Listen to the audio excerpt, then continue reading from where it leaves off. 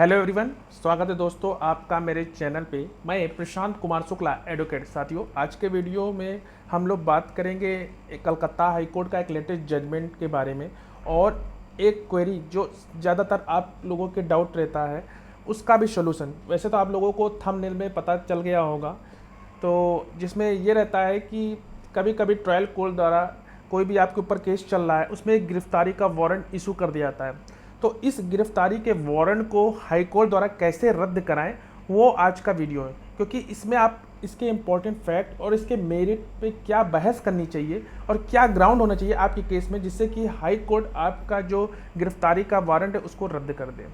तो चलिए शुरू करते हैं। वीडियो शुरू करने से पहले अगर आप मेरे चैनल पहली बार है, चैनल को जरूर सब्सक्राइब करिए, लाइक करिए, शेयर करिए और कमेंट करना तो मत भूलिएगा। और कोई भी क्वेरी हो तो आप कमेंट बॉक्स में ज़रूर पूछ सकते हैं। हाल ही में कलकत्ता हाई कोर्ट का एक लेटेस्ट जजमेंट आया जो कि जुलाई मंथ का था, जिसमें एक ट्रायल कोर्ट को बिना सोचे समझे गिरफ्तारी का वारंट जारी नहीं करना चाहिए। यह इस इम्पोर्टेंट जजमेंट का इम्पोर्टेंट टॉपिक था, जहां ट्रायल कोर्ट ने बिना सोचे समझे और कानून के तहत उचित ठहराए बिना गिरफ्तारी का एक वारंट जारी नहीं कर सकता। ये कलकत्ता हाई कोर्ट ने एक इम्पॉर्टेंट बात इसमें कही। साथ ही साथ ये भी कहा गया कि जो याचिकाकर्ता के खिलाफ जो गिरफ्तारी का जो वारंट है उसको रद्द कर दिया, जिन पर आईपीसी की धारा 420 के तहत आरोप लगाए गए। जबकि उन्होंने कहा कि ट्रायल कोर्ट ने बिना सोचे समझे जो याचिकाकर्ताओं के खिलाफ जो गिरफ्तारी का वारंट जारी किया था। आरोप पत्र में जो याचिकाकर्ता पर भारतीय दंड संहिता की जो धारा 409 के तहत अपराध का आरोप नहीं लगाया गया और आरोपित आदेश में यह खुलासा नहीं किया कि वे कानून की प्रक्रिया से बच सकते हैं या सबूतों से छेड़छाड़ या नष्ट कर सकते हैं। बेशक जांच अधिकारी ने जांच के दौरान याचिकाकर्ताओं को गिरफ्तार करना जरूरी नहीं समझा और जो आरोप पत्र का संज्ञान लेने पर अदालत के समझ उनकी उपस्थिति सुनिश्चित करने के लिए अदालत ने कोई कदम नहीं उठाया। न्यायालय ने यह भी कहा कि ऐसी परिस्थितियों में अगर ट्रायल कोर्ट को कानून के अनुसार इसे जारी करने का औचित्य सिद्ध किए बिना याचिकाकर्ताओं के खिलाफ गिरफ्तारी का वारंट जारी नहीं करना चाहिए। ये एक इम्पॉर्टेंट बात इसमें निकल के आई। साथ ही साथ ये भी कहा गया कि जो याचिकाकर्ता 19 सितंबर 2023 को एक झारग्राम के प्रथम न्यायालय के एडिशनल सेशन जज द्वारा एक विशेष मामले के संबंध में उनके खिलाफ एक गिरफ्तारी का वारंट जारी करने का आदेश व्यतीत थे।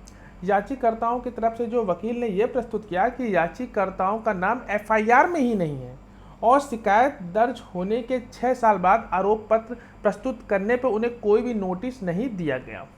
यह भी कहा गया कि सेशन जज ने 6 अगस्त 2021 को प्रस्तुत आरोप पत्र का संज्ञान लिया, लेकिन याचिकाकर्ताओं उनकी उपस्थिति सुनिश्चित करने के लिए कोई समन या वारंट जारी नहीं किया गया। 19 सितंबर 2023 को ट्रायल कोर्ट ने याचिकाकर्ताओं सहित जो उनके ऊपर फरार आरोपियों के खिलाफ बिना कोई कारण बताए गिरफ्तारी का वारंट जारी किया, यह तर्क दिया गया था। और जब जांच के दौरान याचिकाकर्ताओं को गिरफ्तार नहीं किया गया तो चार्जशीट पर संज्ञान लेने पर कोर्ट द्वारा वारंट नहीं बल्कि समन जारी किया जाना चाहिए। ये एक इंपॉर्टेंट बात आई इसमें।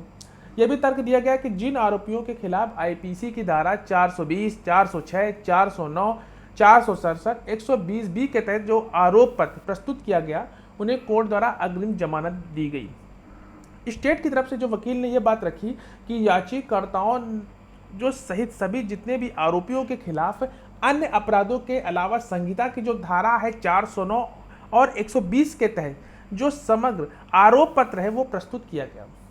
ये भी कहा गया कि धारा 409 एक जघन्य अपराध है और ट्रायल कोर्ट ने याचिकाकर्ताओं के खिलाफ गिरफ्तारी का वारंट जारी करने के उन्हें ट्रायल के दौरान उपस्थित होने के लिए सही किया। इन दलीलों से असहमत होते हुए जो अदालत ने यह माना कि ट्रायल कोर्ट बिना सोचे समझे गिरफ्तारी का वारंट जारी किया और याचिकाकर्ताओं पर धारा 409 आईपीसी के तहत आरोप नहीं लगाए गए। अदालत ने इस वारंट को रद्द कर दिया। तो ये एक लेटेस्ट जजमेंट जो हाल ही में कलकत्ता हाई कोर्ट का आया है, जिसमें इम्पोर्टेंट बात ये आई कि अगर कोई केस है, अगर उसमें गिरफ्तारी का वारंट जारी हो गया है तो उसमें क्या ग्राउंड ले जिससे कि आपका केस अच्छा से मजबूत हो और आप उसको रद्द करा सकें। तो ये वीडियो आपको कैसा लगा तो कमेंट बॉक्स में ज़रूर बताइएगा। मिलते हैं एक नेक्स्ट वीडियो में, तब तक के लिए धन्यवाद।